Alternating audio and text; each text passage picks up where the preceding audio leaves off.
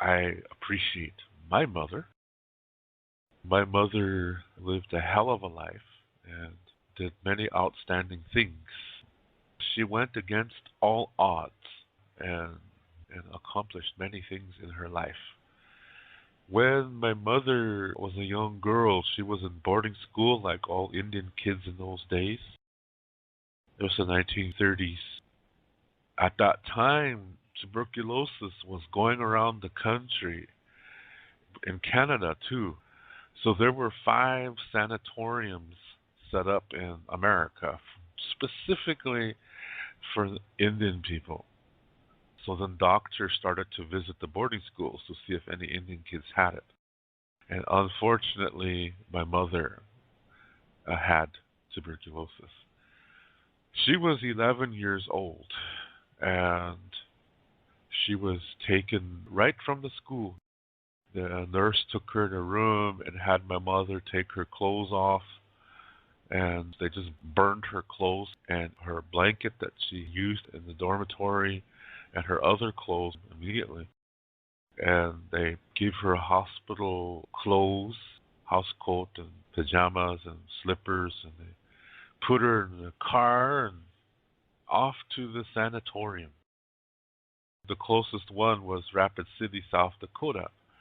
And this used to be a military training center, but they transformed it later into this sanatorium for Native Americans in the upper Midwest and into Canada. So a lot of natives from the upper Midwest and lower Canada were sent there that had tuberculosis. They had tuberculosis and they were sent to this Rapid City Sioux Sanatorium. That's what it was called, Sioux Sanatorium. And people would call it Siouxsan for short. Yeah. So my mother didn't even get a chance to say goodbye to her parents because she was at boarding school. Yeah. And her parents lived on a ranch out in the country, but they lived like about 100 miles from the boarding school. And she was taken to Rapid City, which was in the other direction, another 150 miles. And those days, not many Indians had cars. People usually did things by team and wagon. So she was taken to this hospital at 11 years of age, and she stayed there from 11 years old to 18 years old. When she was 16, she seemed to get better.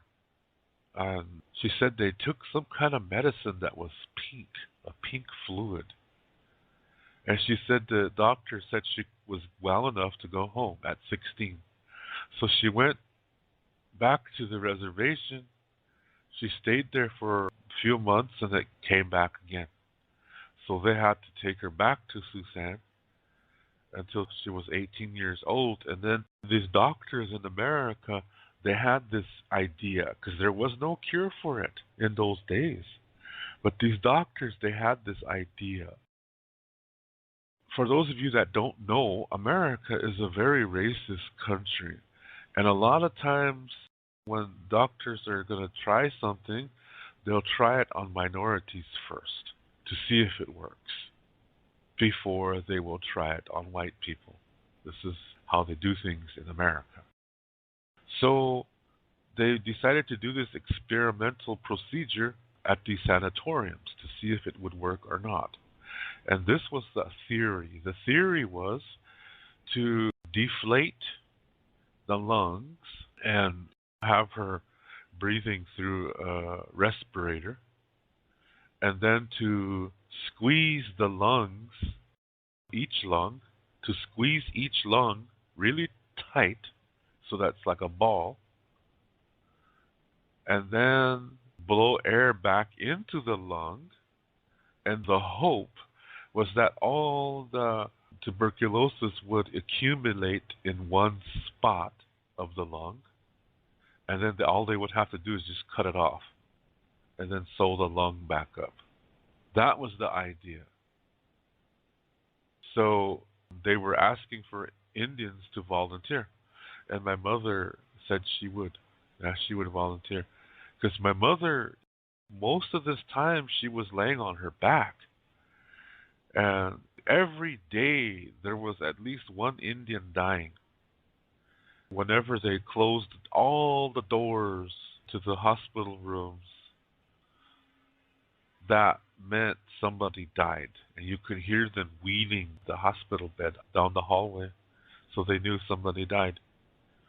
So that's why my mother really didn't like it when people slammed doors, because it gives her this rugged feeling. So during that time, she would visualize herself being healthy, alive, doing things, helping others. She would visualize that every day. And all day she would be saying, when she's alone, all day she would be saying, I want to live, I want to live, I will live. So she was visualizing using her voice too. I don't know what you would call that. Vocalization? I don't know. Because visualize is to visualize the future, yeah? But she would do this. Yes, she would visualize riding horse, being healthy, doing things, like I said. And then she would, throughout the day when she was alone, she would be saying, I want to live, I want to live. She would just focus on living. And so when this idea came that these doctors had, and they asked for Native American Indian patients to volunteer, my mother volunteered immediately. And they told her, they said, there's a chance that she could die. Because look at this, they're gonna put her on a breathing machine, and they're going to deflate her lungs. This is a serious thing, and she could die. But she said, I would rather die fighting, she said, rather than just lay here and be in pain. Yeah? So I want to try. She said, I want to try. I don't want to suffer anymore. So they took her, and that's what they did. Yeah, they put her on a breathing machine, a respirator, and then they deflated her lungs. Yeah, they cut open her chest and broke open her rib cage, and they deflated her lungs, and then they squeezed each lung into a ball. Yeah, waited for a few seconds, and then they blew air back into her lungs, and sure enough, all the tuberculosis went to one area. So one of her lungs, there wasn't that much. They got it out. Yeah, but the other lung had a lot of tuberculosis in it. So they cut it out, but they couldn't get all of it, yeah, because it was just little tiny parts went to another part of the lung, and they couldn't get it, but they got most of it out. And so one of her lungs was very small, and the other one was basically normal sized. But she lived. She made it. Yeah? So after some physical therapy, she was, because she had to learn to walk again. She was on her back all those years. So when she said when she sat up, she really got dizzy. The room started to spin. But my mother got into some kind of program in Rapid City to receive an education. Yeah, she did not want to go back to the reservation because there was nothing to do, and she didn't even know her brothers and sisters. Because remember, from 11 to 18 years old, she was in this hospital. She missed out on her teenage excitement. Yeah, she totally missed out on that. So she didn't really know her brothers and sister. She had one sister, 4 brothers and 1 sister. She didn't really know them. She's the oldest one. And there's nothing to do because they live out in the ranch, and she was young and she wanted to do some things. Yeah? So she decided to stay in Rapid City. And this rehabilitation program found her a house to stay in. It was a woman's house, single women. And it was run by some nuns, so they had very strict rules. But that's a place for her to live. Yeah? And she received the education in working in a museum. In those days, there was a museum called Sioux Indian Museum in Rapid City, and it was downtown. One side was Main Street, and the other side was St. Joe Street. And so she worked there, and she stayed at this house. And at this house, there were white women and black women and other Native women, and they became really good friends. So they would do things on the weekends together. Yeah, they would go to movies, restaurant, concerts, and just have a good time. And she saw that her white friends were very nice ladies, and her black friends too. And she was like, you take the time to know somebody, you might have a really good friend. It doesn't matter what color their skin is. See, she's learning this firsthand. And that's what I learned from her. So I'm that way. Yeah, I take the time to know somebody. From my mother, I learned that all skin colors are beautiful. And you can have friends anywhere, but you have to find out. You have to take the time to find out what kind of people they are, because sometimes people will be really friendly at first. Yeah, but when discussion gets kind of personal, you find out you don't like that person. Yeah, this happened to me one time when I was at university in Utah. I was in a piano class, and we all had to do this recital. And I decided to write my own music. Yeah, my own recital music. I really got fancy, yeah, because in those days I like to show off, show off my skills, be all emotional and all that kind of thing. So I wrote my own piano piece, and so after we got done, there was a little reception for all us piano students, and this one guy seemed to be hanging around by himself. So he came up to me and he said, "Hey, I really like your piano song. I never heard that before." And I said, "Yeah, because I wrote it." He said, "Really?" He says, "Yeah, cool." So then we found a place to sit down, and we were talking music. And then it started. I said, "Yeah, really, I'm more of a guitar player." He said, "Yeah, me too." He said, and he started talking about his guitar collection. It was really impressive. So we were really getting along good, and I thought, wow, maybe this could be a friend, yeah, because he's a guitarist too, because I play guitar. And my ride was getting ready to go now, and so he said, "David, should we get going?" He said, so I said, "Yeah," so no problem. So I said, "Hey, it's really nice to meet you." And I extended my hand to shake his hand, and he looked at me and he said, "No, I don't think so." He said, "Yeah." And then my ride, he's an Italian from New York City, and my ride said, "David, let's go." He said that immediately.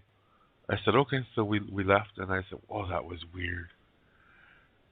I was having such a wonderful discussion with this dude, and at the end, his face changed, everything changed, and I was like, "What the fuck was that about?"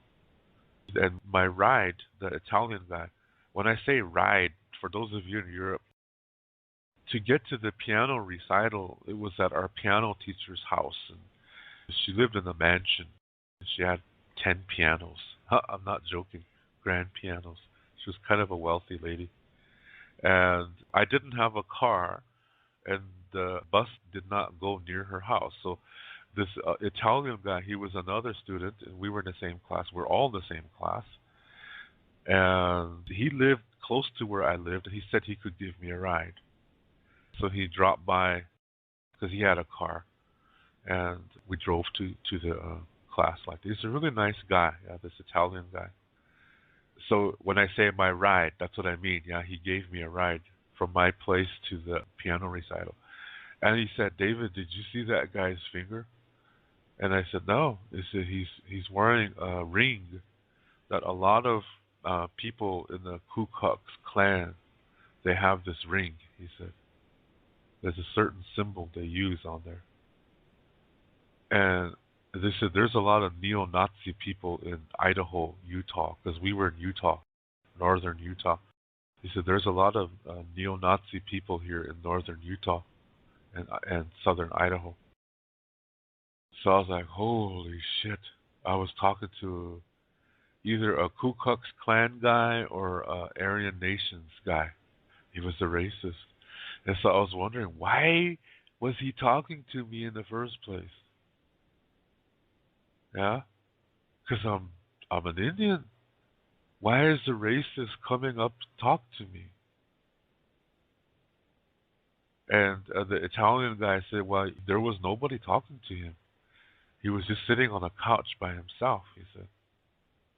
And maybe he just needed somebody to talk to. Or maybe he was trying to trick you. Yeah, maybe he was trying to say, hey, let's go have some drinks and take you someplace and beat you up or something. You never know, he said. So he probably had an ulterior motive. So he really seemed nice, yeah. But when things got personal, like I extended my hand to shake his hand in friendship, and he said, "No, I don't think so." He just looked away, didn't shake my hand. That really shocked me. Then it turned out he's a racist. You see what I mean? So it's worth it to take the time to really check somebody out because they might seem friendly at first, but when you really get to the nitty-gritty, you find out that they're not good people at all. This is what I learned from my mother. Yeah? So it works the other way too, you know. Sometimes people can be okay, maybe they don't seem friendly, but as you get to know each other, you realize, hey, we got a lot of things in common. And you maybe even have the same kind of humor, and next thing you know, you're best friends. That happened to me before. Yeah. And so the opposite happened to me. Somebody just seemed okay, but as you got to know them, it turned out really good, and we ended up becoming best friends. So what we are learning is that underneath it all, the skin color is just the wrapper, and what's important is underneath, inside of you, and you have to take time to find that out. Another thing I learned from my mother was visualization.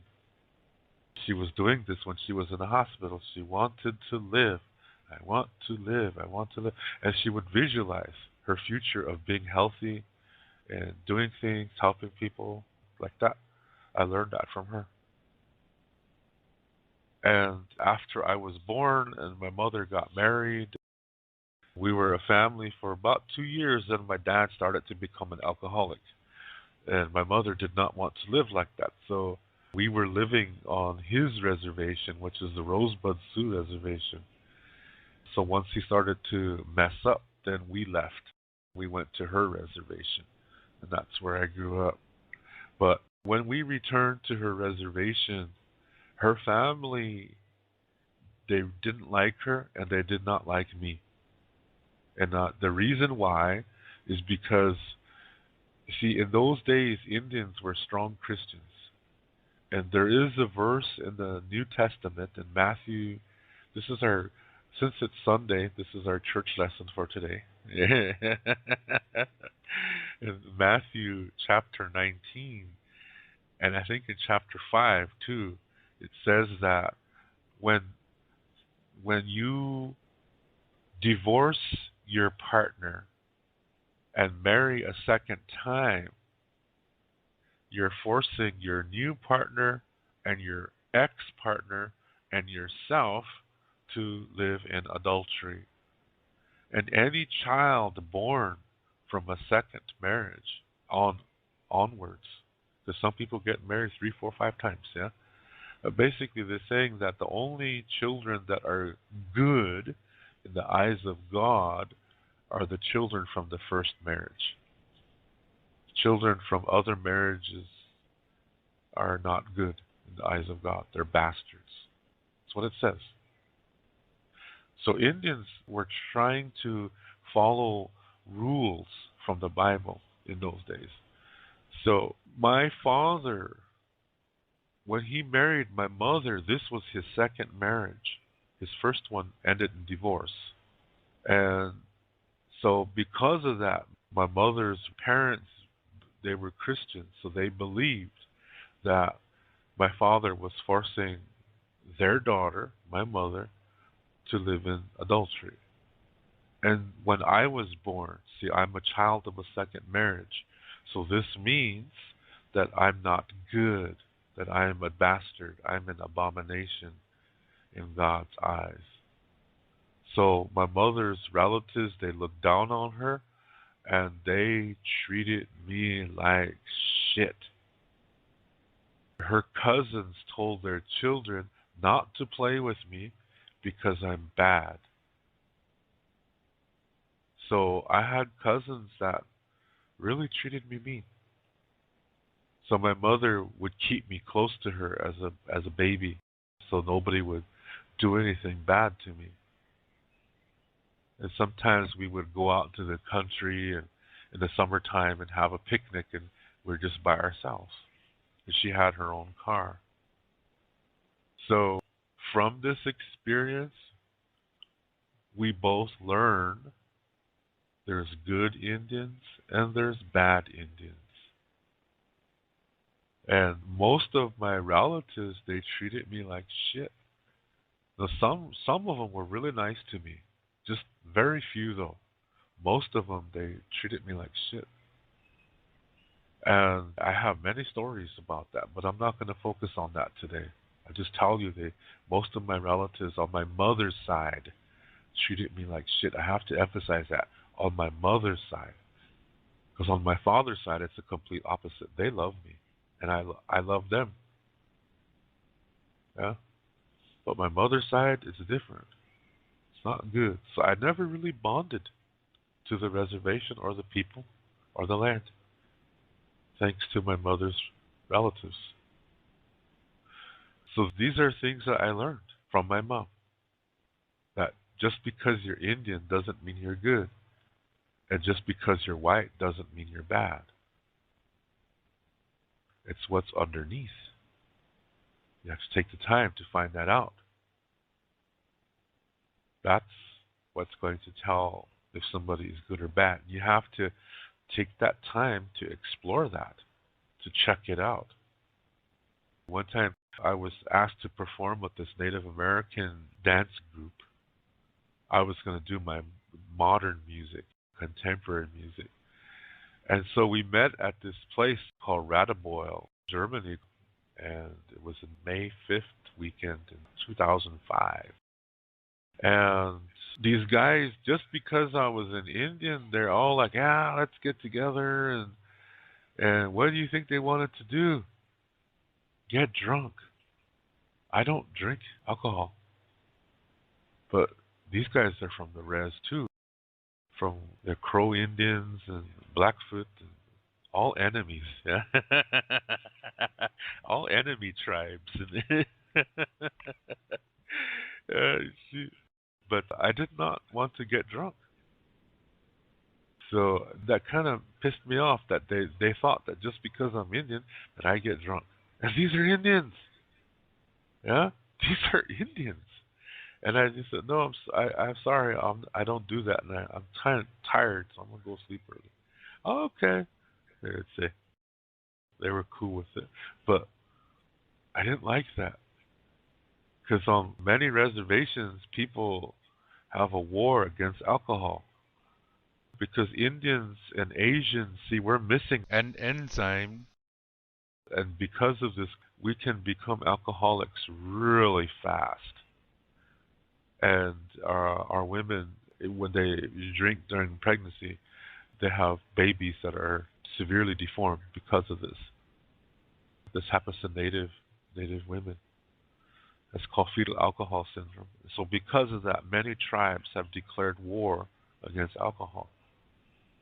So to come to Europe and meet other Indians, and then I find out, shit, they all get drunk. I don't want to have anything to do with that. Just because I'm Indian and I see another Indian, that doesn't mean he's going to be a good guy. Do you see what I mean? So I take the time to know somebody, even if he's Indian, because he might not be a good Indian. He might be a bad Indian. See what I mean? So I don't hang around with people just because they're Indian or not, because of the wonderful things that I learned from my mother. Take the time to check people out, and you'll have good friends, she said. And that's what I do. So I have good friends from France, sister friends in Ireland, Spain, all over the world. So I learned that from her. And visualization, I learned that from my mother.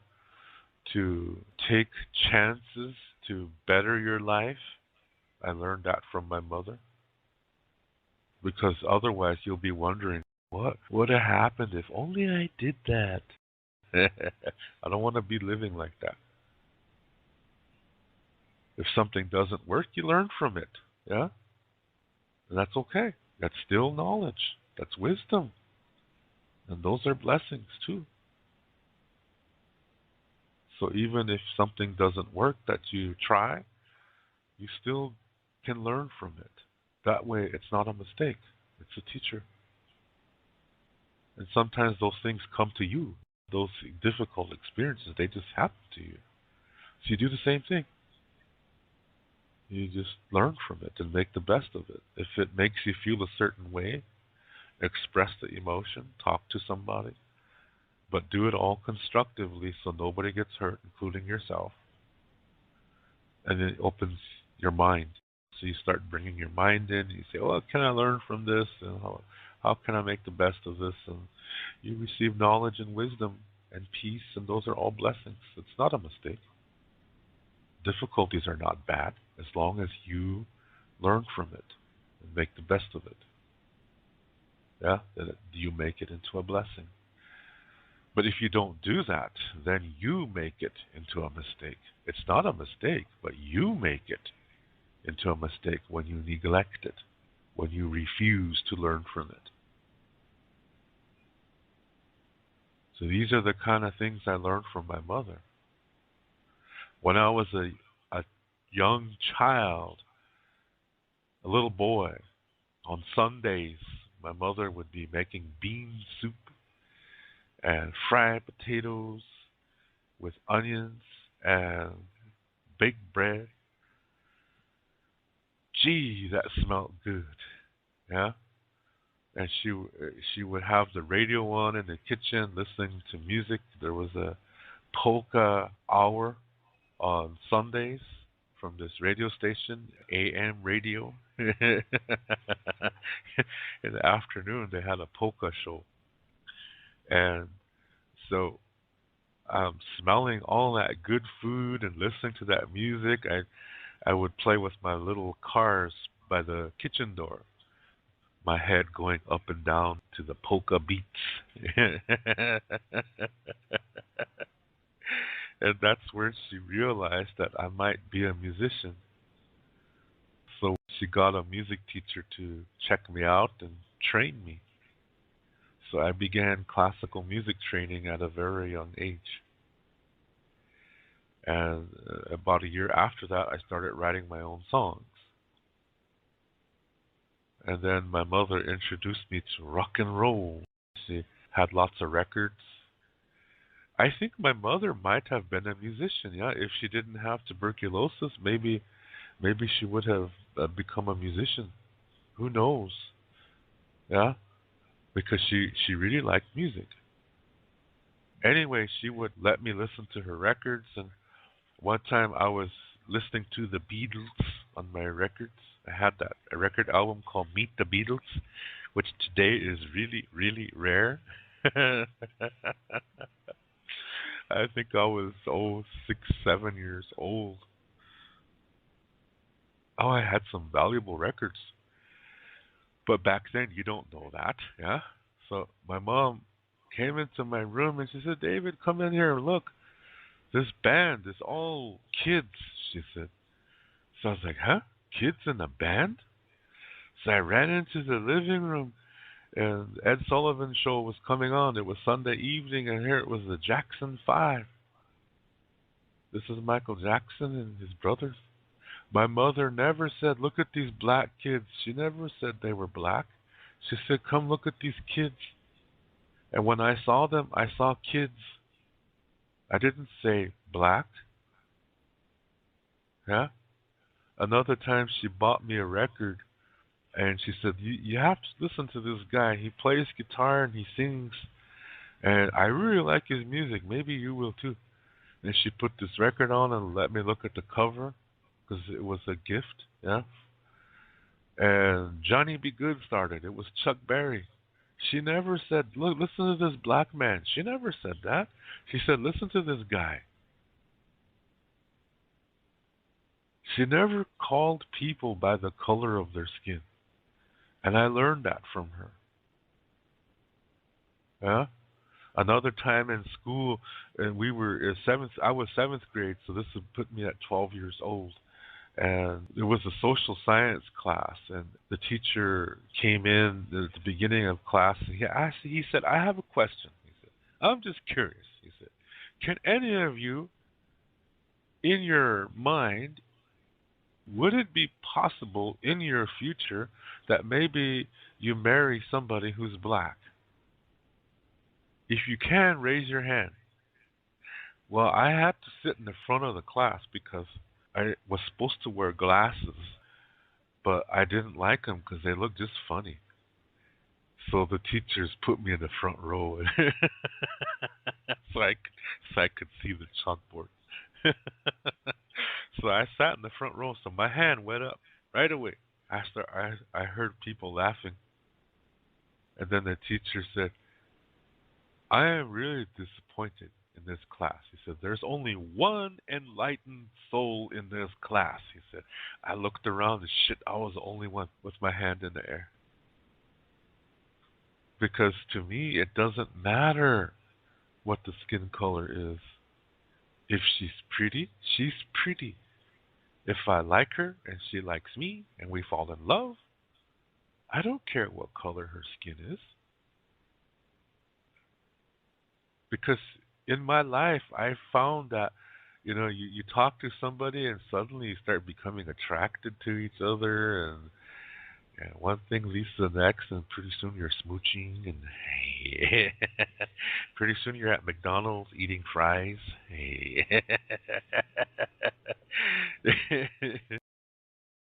I was like, oh, geez, what's wrong with these people?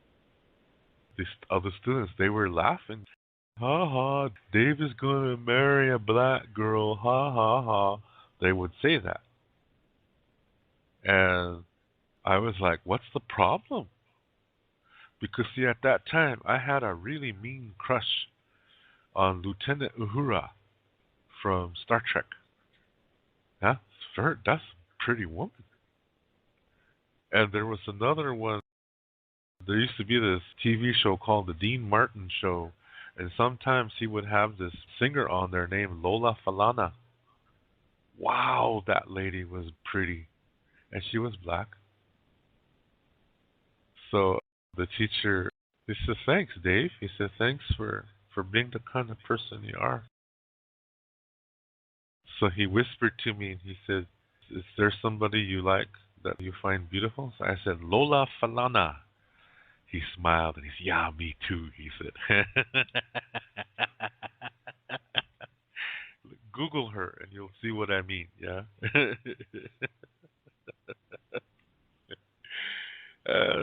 Shoot. This is stuff that I learned from my mother. Like I said, when my mother and father got married and my father began to mess up and she didn't want to live like that, so she left. But sometimes situations go bad and the best thing to do is just to get the hell out of there and lick your wounds and learn from the experience and continue on. So that's what I did. I did that too. Things like this happened in my life as well. Learning from difficulty led me to a better situation. That's something I learned from my mother too. She left her marriage because my dad was screwing up big time. He was becoming an alcoholic. So we left. And years later, we got our own house, and she became a teacher. And she worked with 3 and 4-year-old children. And she wanted the Indian kids and the white kids to play together and to do things together. So hopefully they'll remember that. She taught for 30 years. And she taught 3 generations of people. So it was good to see that, yeah. Sometimes we're at the store and some guy who's my age might come up to her and he'll say, "Hi, teacher." He'll say, it'll be a white guy, yeah. And then his child would say, "Hi, teacher." They both had my mother as their teacher, yeah. This is really nice. This guy is my age, yeah. "Hi, teacher," he'd say. "Teacher."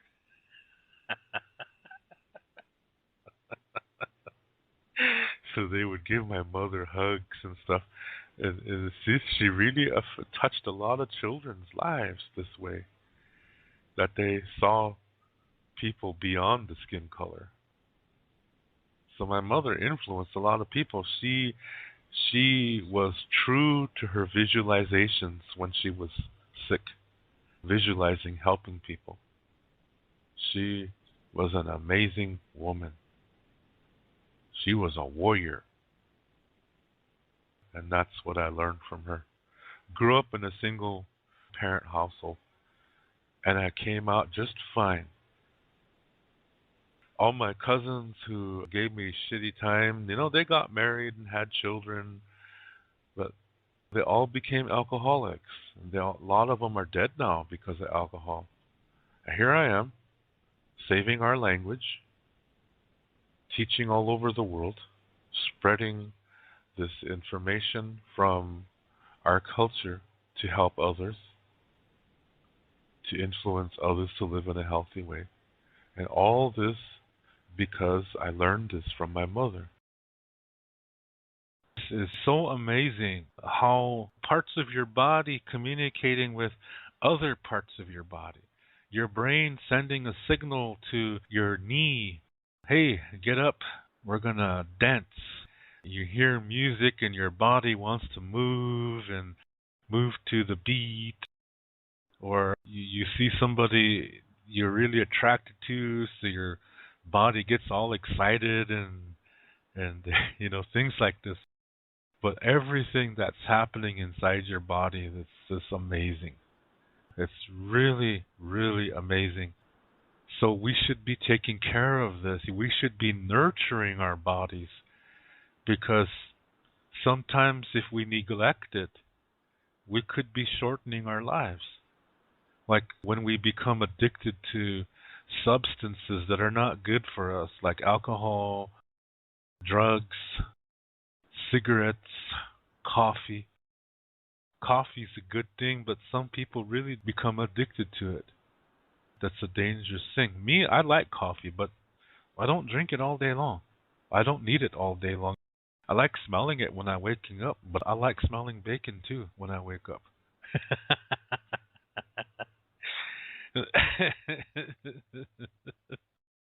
We really should be able to find a way, whether it's a video or something, to really look at what your body's doing to help you live.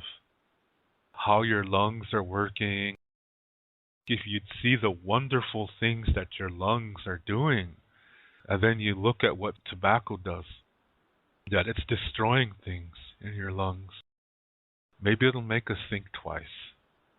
One example I like to use is the story of my mother. My mother got tuberculosis when she was 11 years old. When she was in boarding school in America, this was like in the 1940s, there was a tuberculosis epidemic going around Canada and America. So they were going into all the schools and checking everybody. And my mother was diagnosed with tuberculosis. And as soon as you got it, they just took you. You didn't even get to see your family. They just took you to these sanatoriums.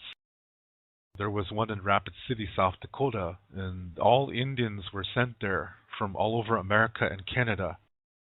They call it Sioux Sanatorium. It used to be a military place. And then they turned it into the Sioux Sanatorium. The stories that my mother tells are just, hey, he's a holy man. They really humble you. Yeah?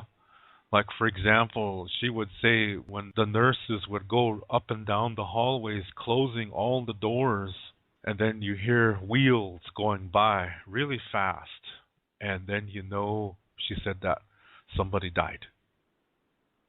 So then they disposed of the body. I don't know if they burned it or what they did. So it gets to your head. And so that's why she didn't like to hear door slams. And she would say to herself, I want to live. All day she'd be saying, I want to live. I just want to live. I don't care what happens, but I want to live, she would say. To make a long story short, some doctors in America had an idea in treating tuberculosis. And the idea was to open up the body cavity. And then what they're going to do is they're going to put you on a respirator.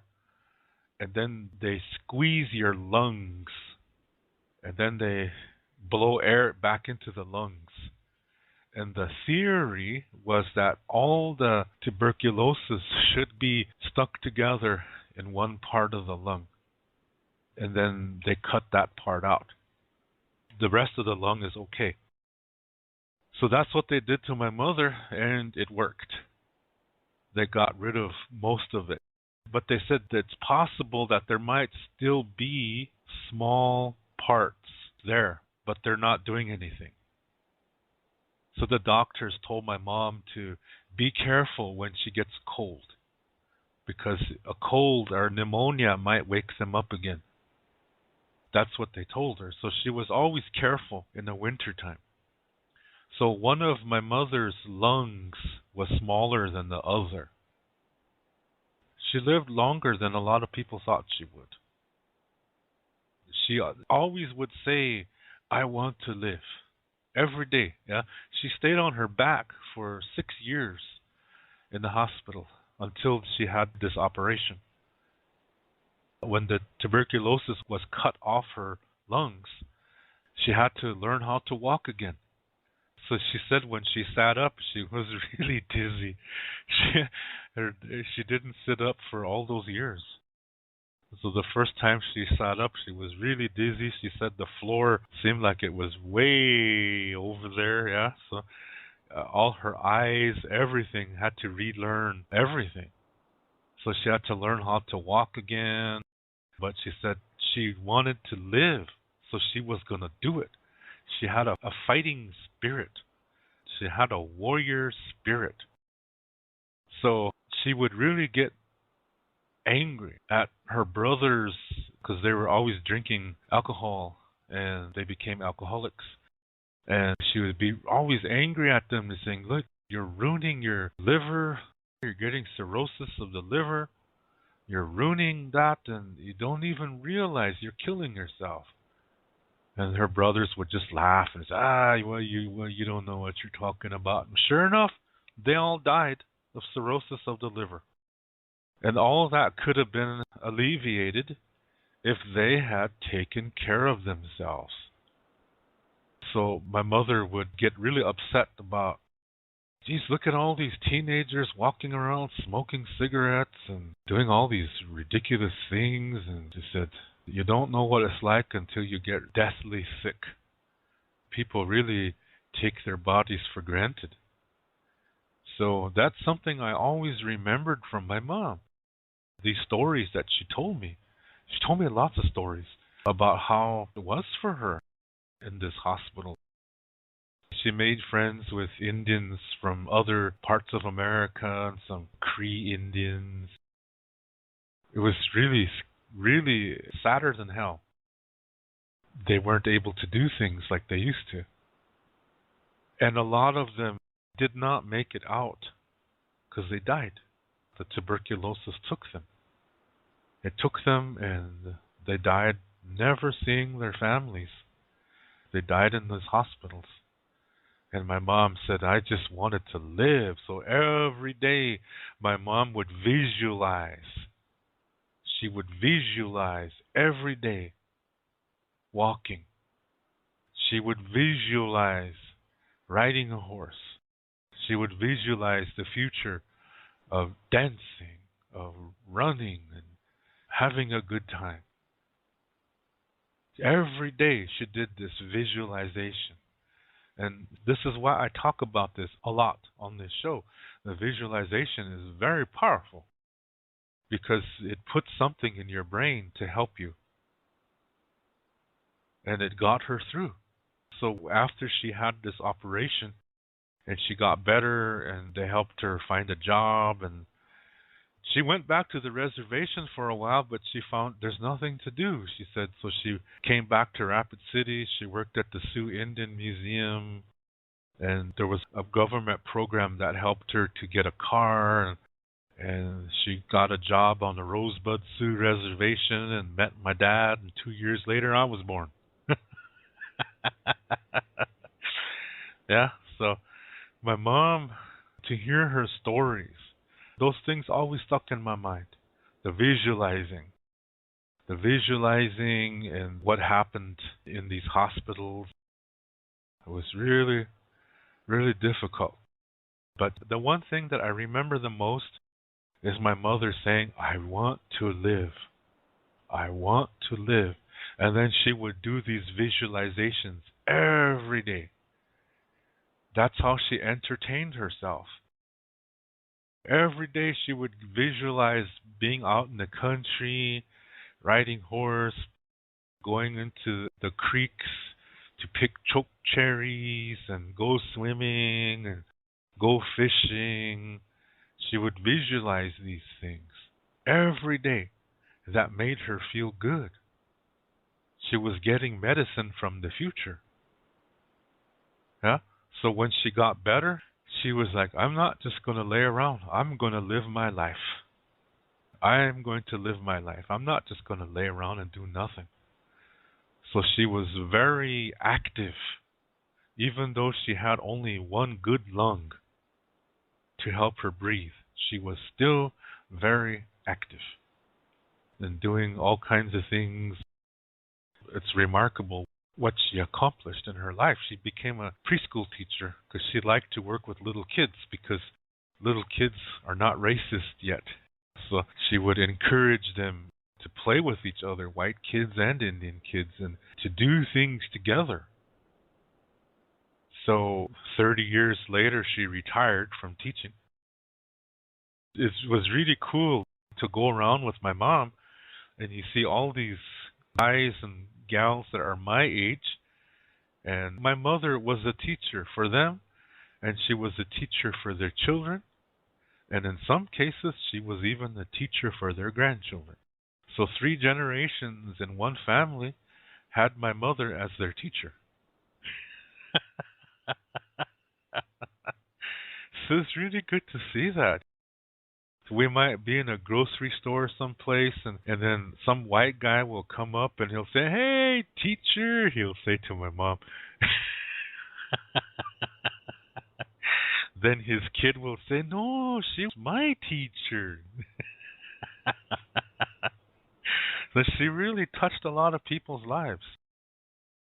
And this is amazing, what she did to try to bring people together regardless of what color their skin is. So I think a lot of native and non-native children, my mother played a huge role in their lives so that they get along with each other. She influenced them so they would not be racist towards each other. In large part, she was successful in that because she wanted to live. I want to live. I want to live. I just want to live. And then when you make it, then you do a damn good job with what you have. With whatever it is that you have, you use it the best that you can. the best way that you can. You don't need to have a doctorate education or whatever. It's just whatever your talent is, do the best with that talent. And that's what she did. And as a result, she affected generations of people in a really, really good way so that they don't see each other as race. And that's my mother. And so I try to be that way too. So this is why I talk about these things too. Visualization is very, very important. My mother showed me that no matter how difficult your past is, you can transform it into something beautiful. And that's what she did. That with this horrendous past of having this disease, she just missed out on all her teenage years, but still managed to make it through. So it's one hell of a accomplishment that my mother did. So don't take your body for granted. You're made to move around and put healthy foods in your bodies. You don't have to be extreme, but you just make it a little healthier. That's all. Little bit by little bit. And slowly you'll get there. Yeah? So anyway, our bodies, wonderful, wonderful creatures. So we should take care of them. Let's not poison our bodies. Let's take care of them because, man, when you take care of yourself, oh, geez, everything is nice. Especially when you can do wonderful things with the one you love. Woo-hoo-hoo-hoo. Thank you for being here. Until next time, Doksha Ake. To read more about Lakota Star Knowledge spirituality, you can read my book called Wichocha Otechike. You can see the book cover on the right side of this screen. This book contains the information to what I talk about on my Lakota spirituality videos. To purchase this book, please click below where it says Show More. Clicking on that link will open up the description below, and there you will see a link called To Purchase My Books. As you will see, it's an eBay link. Click on that eBay link, and there you will see the information to get this book. Lila Pilamayelo. Thank you very much.